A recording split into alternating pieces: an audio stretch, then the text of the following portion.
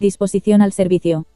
Porque David dijo, Jehová Dios de Israel ha dado paz a su pueblo Israel, y él habitará en Jerusalén para siempre, y también los levitas no tendrán que llevar más el tabernáculo, y todos los utensilios para su ministerio, así que, conforme a las postreras palabras de David, se hizo la cuenta de los hijos de Leví de 20 años arriba, y estaban bajo las órdenes de los hijos de Aarón, para ministrar en la casa de Jehová, en los atrios, en las cámaras, y en la purificación de toda cosa santificada, y en la demás obra del ministerio de la casa de Dios. Primer libro de Crónicas 23 del 25 al 28. Si antes David escogió a los de edad adulta para ejercer funciones en los puestos de influencia y autoridad, ahora hacía la selección de los que vendrían a servir en el templo a órdenes de sacerdotes. Aunque visiblemente más jóvenes, por ser de a partir de los 20 años de edad, sus funciones eran de gran importancia y solemnidad al ocuparse de lo concerniente a la obra y la purificación de todo lo consagrado en la casa de Dios. Podría sonar incongruente, pero para todos los seleccionados a servirles era un privilegio su situación de siervos, y más tratándose de levitas, seleccionados para servir exclusivamente en el templo de Dios. El concepto que tenemos, humanamente hablando, de libertad, es como de estar exentos de toda obligación y compromiso, sin carga alguna u ocupación, sino como de aquel que consume sus horas sesteando en una hamaca en la playa. La realidad es que el hombre cuanto más ocioso está, más esclavo es de su propia carne, hasta el punto de no encontrar satisfacción en nada de lo que decide hacer, aunque haya conseguido cumplir sus deseos personales.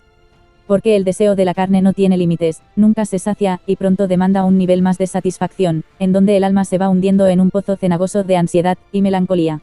Y es que el hombre fue creado para servir y para adorar a su Creador, por tanto, necesita de él para alcanzar la verdadera libertad, la cual se perdió en el mismo momento en que Adán pecó y, por su pecado, salió repelido de la santa y gloriosa presencia de Dios.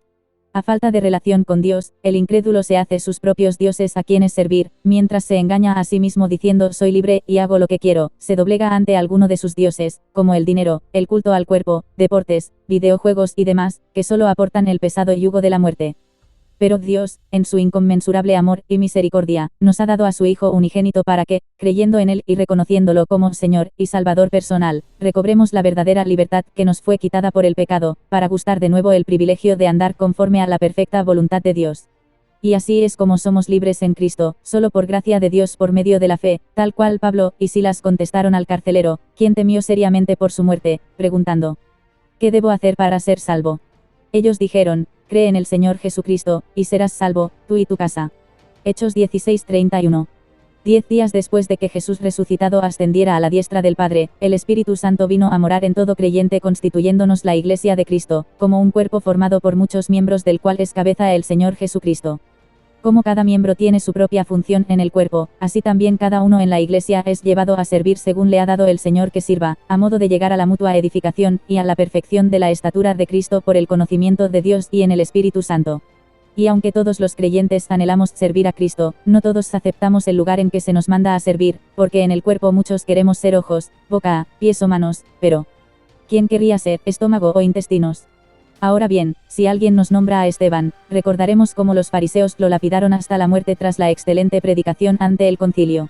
Sabemos de Esteban que hacía grandes prodigios y señales estando en llenura del Espíritu Santo, pero él no era apóstol, ni maestro, ni profeta, y aunque fue seleccionado de entre todos los discípulos siguiendo unos criterios bastante exigentes, los cuales eran que fueran de buen testimonio, y llenos del Espíritu Santo y de sabiduría, la labor a desempeñar en la iglesia venía a tratarse de servir las mesas para alimentar a los huérfanos y a las viudas.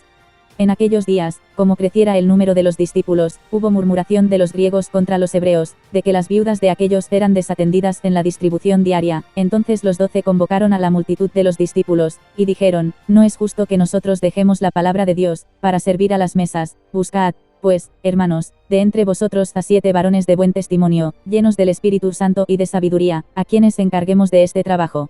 Hechos 6 del 1 al 3. Sinceramente, y con el corazón en la mano, de tener tal llenura de espíritu y de sabiduría que Dios hiciera milagros y señales a través de nosotros.